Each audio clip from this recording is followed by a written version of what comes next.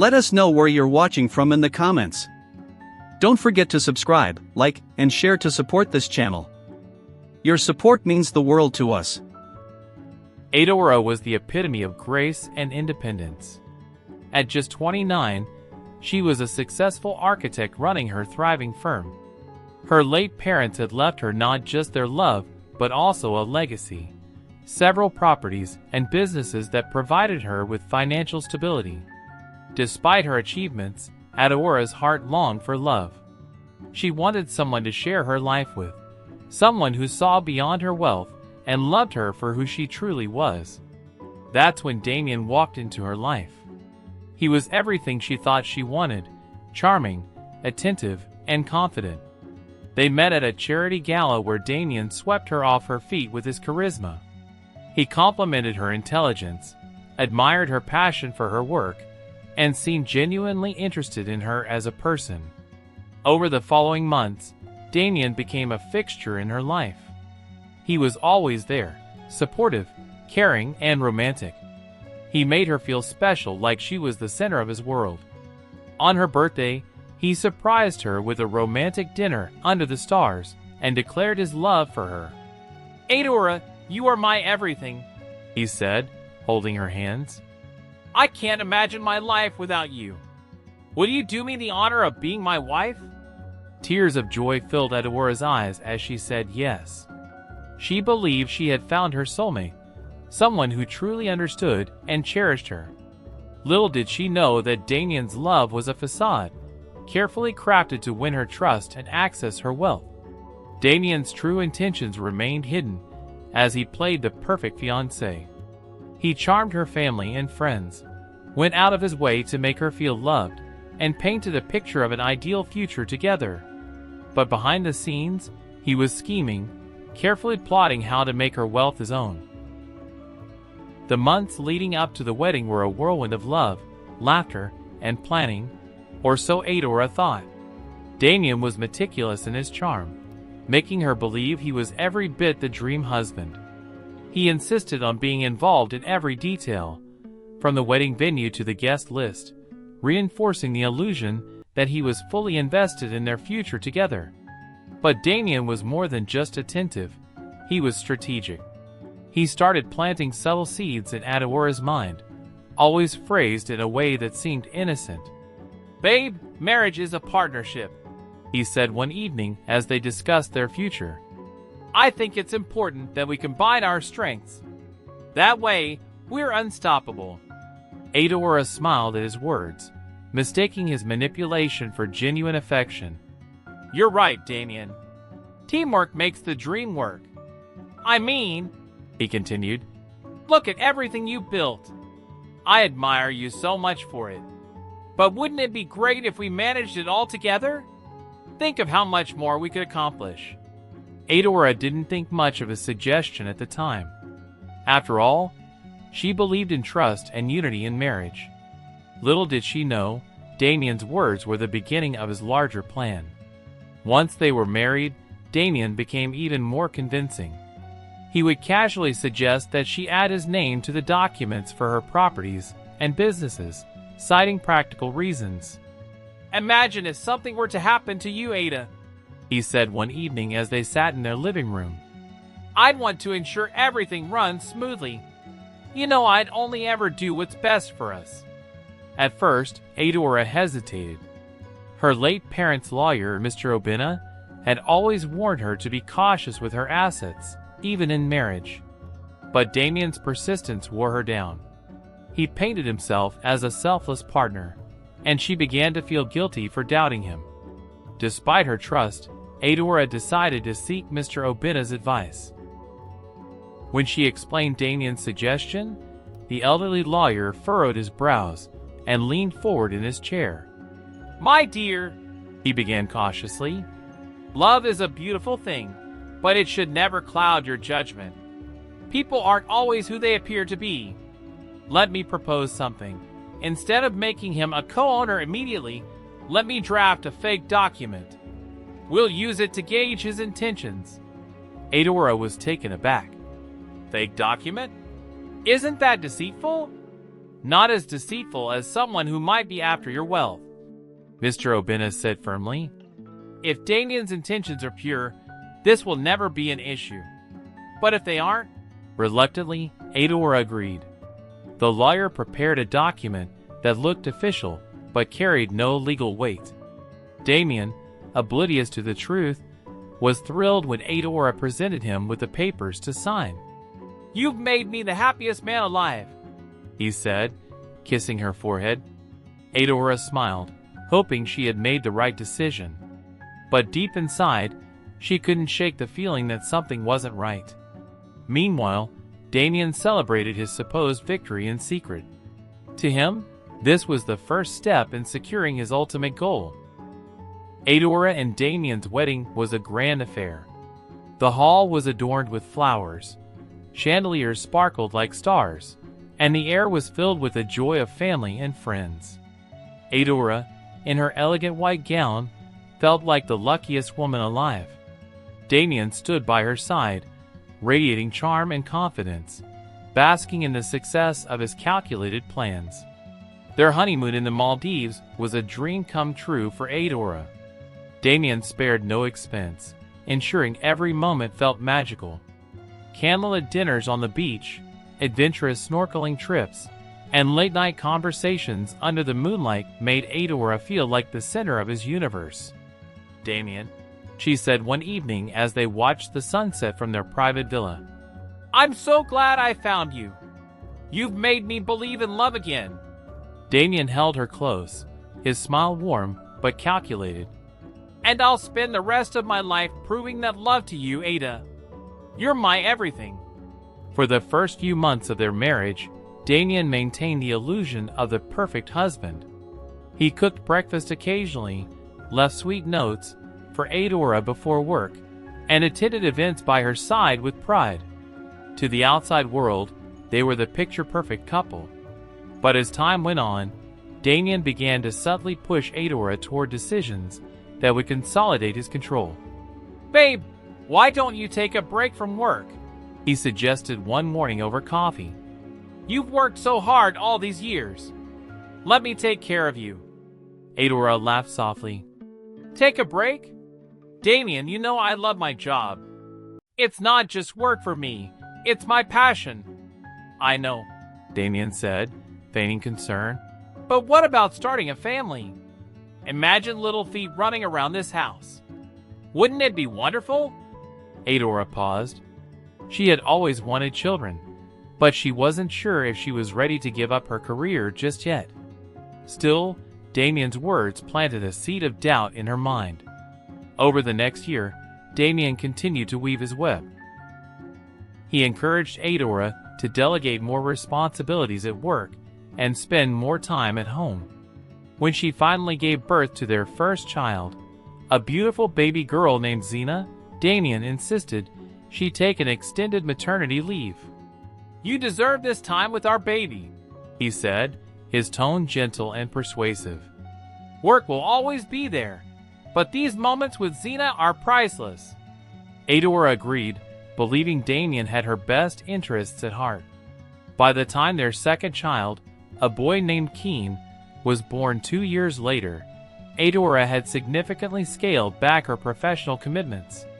Damian seemed to relish her growing dependence on him, though she didn't notice the subtle shift in his demeanor.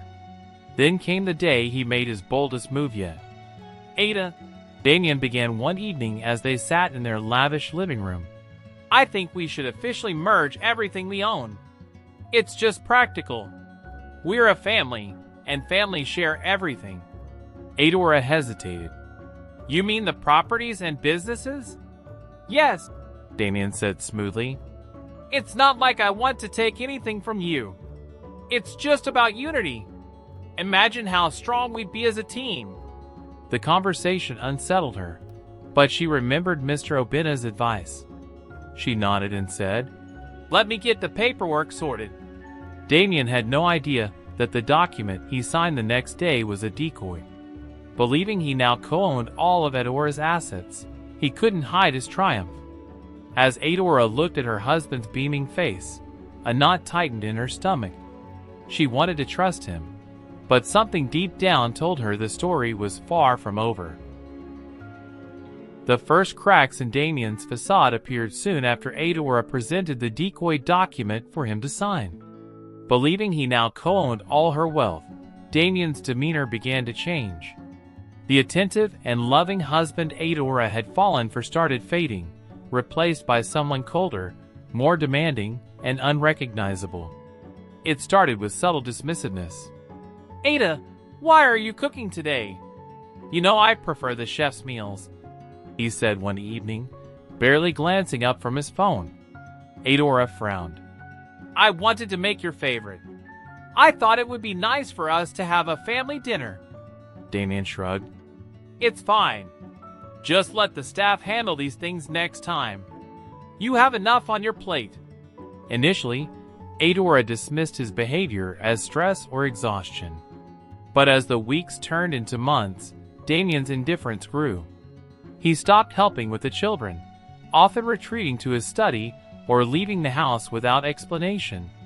When Adaora confronted him, he waved her off. "I'm working hard for us, Ada," he would say. "Do you think all this wealth maintains itself?" But it didn't stop there. Damian began staying out late, coming home reeking of expensive cologne that Adaora didn't recognize. His once thoughtful gestures, like leaving notes or bringing her flowers, disappeared entirely. One evening, as Adaora sat in the living room feeding baby Keen, Damian walked in and tossed his jacket onto the couch.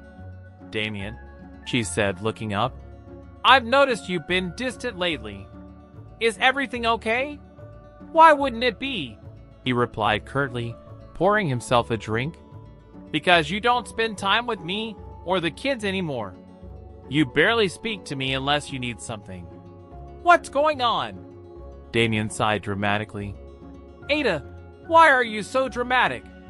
We're married. Not every day has to be a fairy tale. Just be happy with what we have." Adaora's chest tightened. "Happy?"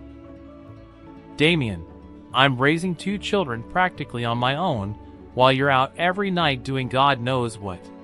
How is that a partnership?" He set his drink down and smirked. "You're forgetting something, Ada. We're rich. We have properties and wealth, so why are you complaining? If you're overwhelmed, hire more help." Adaora's jaw dropped. The man standing before her was nothing like the Damian she had married. "Is that all this marriage is to you? Money and convenience?" "Why not?" He shot back, his tone mocking. "You act like you're doing me a favor staying here. Don't forget, I'm the co-owner of everything you have. I have every right to do as I please." Adaora froze. For the first time, she saw Damian's true colors: arrogant, selfish, and entitled. She realized he had never loved her. She was merely a means to an end. That night, as she lay in bed unable to sleep, Adaora's mind raced. The words of her family lawyer, Mr. Obina, echoed in her mind. Only time will reveal a man's true intentions. Be patient and watch. She glanced at Damian, who was fast asleep beside her. For the first time since they married, Adaora felt an unfamiliar emotion creeping into her heart. Not love, not anger, but resolve. She wasn't going to let him take advantage of her any longer. Adaora couldn't sleep that night. Damian's behavior and his entitlement replayed in her mind like a bad dream that refused to end. How had her loving husband turned into a stranger who cared for nothing but what he could gain? With every hour that passed, Adaora's resolve hardened. She needed a way out, not just for her sanity, but for her children's future. The next morning, after dropping the kids off at school, she made her way to the office of Mr. Obina, her late parents' trusted lawyer. He was the one who had guided her through the legalities of inheriting her family's properties, and he had always been like a wise uncle to her. Mr. Obina greeted her with a warm smile, but his experienced eyes quickly noted the tension in her expression. He gestured for her to sit, folding his hands on the desk. "My dear Adaora, you look troubled. What brings you here today?" Adaora took a deep breath and poured her heart out. She recounted everything: Damian's manipulative behavior, how he pressured her to add his name to her properties, and how he had since turned into an irresponsible, entitled husband who treated her and their marriage with disdain. By the time she finished, Mr. Obena's usually calm demeanor had shifted. He leaned back in his chair, his brows furrowed in thought. "I knew this day might come," he said gravely. "This is exactly why I insisted we use a decoy document when you came to me years ago. Damian believes he is a co-owner of your properties, but legally he owns nothing." Adaora's eyes widened as relief flooded through her. "So the documents, they're still in my name?" Mr. Obena nodded. "Every single one. I wanted to protect you, Adaora. I saw the eagerness in Damian's request back then, and it raised red flags. It seems my instincts were correct. Now the question is, what do you want to do next?" Adaora exhaled deeply, her emotions a mixture of gratitude and anger. "I can't live like this anymore. He's turned our marriage into a nightmare, and my children don't deserve to grow up in this environment. But I don't want to act rashly. I need to secure everything before I make a move." Mr. Obena smiled, impressed by her calm and calculated mindset. "That's the right approach. Here's what I suggest. First, we put the property you're currently living in up for sale discreetly. Once it's sold, you and your children will relocate to one of your other properties that Damian knows nothing about. That will sever his perceived claim to it and put you in a position of control."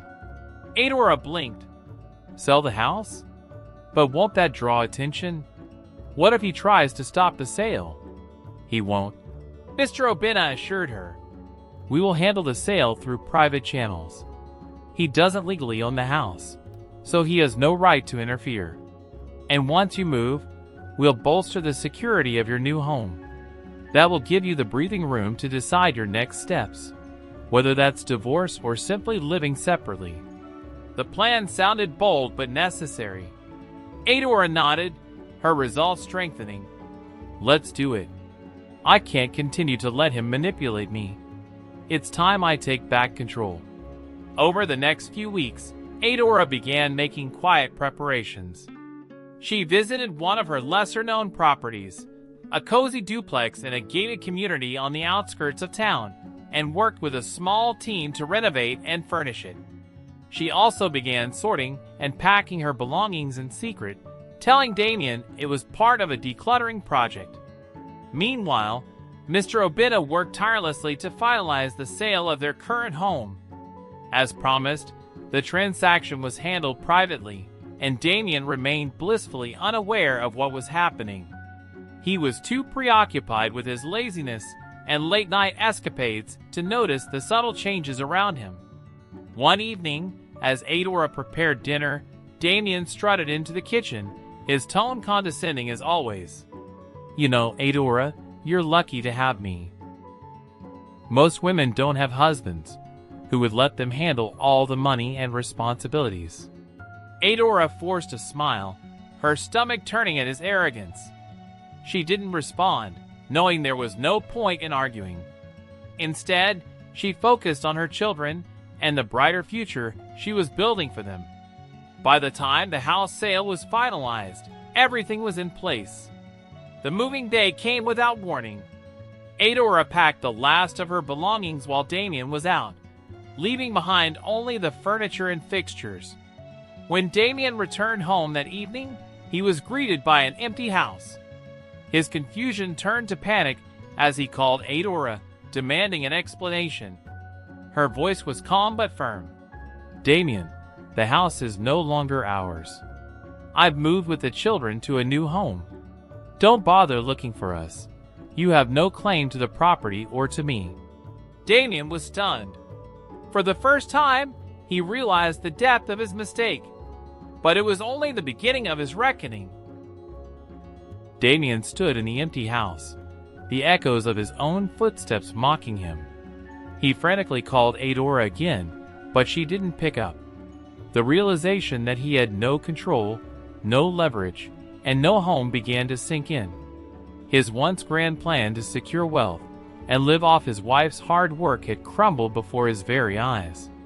The next morning, Damian showed up at Adaora's office unannounced, demanding answers. She was in a meeting when her secretary informed her of his arrival. With a deep breath, Adaora excused herself and stepped out to face him. He was pacing in the reception area, his frustration palpable. The moment he saw her, he stormed toward her. "What is the meaning of this, Adaora? You sold the house? You moved without telling me? Where are my children? Where are you staying?" Adaora raised a hand to silence him. Her calm composure unnerved him even more. "First of all, Damian, lower your voice. This is my workplace, and I will not tolerate your theatrics here." His voice dropped, but his anger remained. "Answer me. Why would you sell the house without telling me? How could you do this to me?" Adaora's lips curled into a bitter smile. "How could I do this to you? Damian, let me remind you that the house you're so concerned about was never yours to begin with. I trusted you as my husband, but you betrayed me. You've disrespected our marriage, our children, and me in every possible way. You stopped being a husband the moment you put your selfish interests above our family." Damian's face turned pale. "What do you mean the house was never mine? I'm your husband, Adaora. We own everything together." Adaora's smile widened, but there was no warmth in it. "Oh, Damian, you thought you were smart, didn't you? When you convinced me to add your name to the documents, I saw through your intentions. Luckily, Mr. Obina had the foresight to prepare decoy documents. Your name was never on the real ones. Legally, you don't own a single thing." The weight of her words hit him like a ton of bricks. You tricked me?" "No, Damian. I protected myself from your greed. And now I've moved on. The children and I are in a safe place, and I've made sure you have no way to find us unless I allow it. You've made your choices, and now you'll live with the consequences." Damian's bravado crumbled, replaced by desperation. "Adaora, please. Let's talk about this. I can change. I made mistakes, but I can be better. Please, for the sake of our children." Adaora shook her head, her resolve unshaken. "You had years to change, Damian. Instead, you chose to take advantage of me. You brought a second wife into our lives, and now you want to plead for forgiveness? It's too late. I deserve peace, and so do our children." Damian fell silent, the reality of his situation sinking in. He was homeless, penniless, and without the family he had taken for granted. He tried to say something, but Adaora turned and walked away, leaving him standing in the middle of her office like a man who had lost everything. Later that evening, back in her new home, Adaora sat in the living room with her children. They laughed as they played a board game, the tension and sadness of the past few years slowly lifting. For the first time in a long time, Adaora felt a sense of peace and control over her life. Meanwhile, Damian was left to face the consequences of his actions. His supposed second wife had already left him after discovering his lies and lack of wealth. He was alone, and the regret of losing everything he had taken for granted would haunt him for the rest of his life. Adaora, however, was determined to rebuild her life on her terms. She had learned the hard way that trust should never be blind, and that true love is shown through actions, not words. With her children by her side and her independence intact, she was ready to embrace a brighter future. If you enjoyed our story, please don't forget to show you love and support by subscribing to our channel, and share your thought in the comment section. Up next is my grandma's shocking secret after 50 years.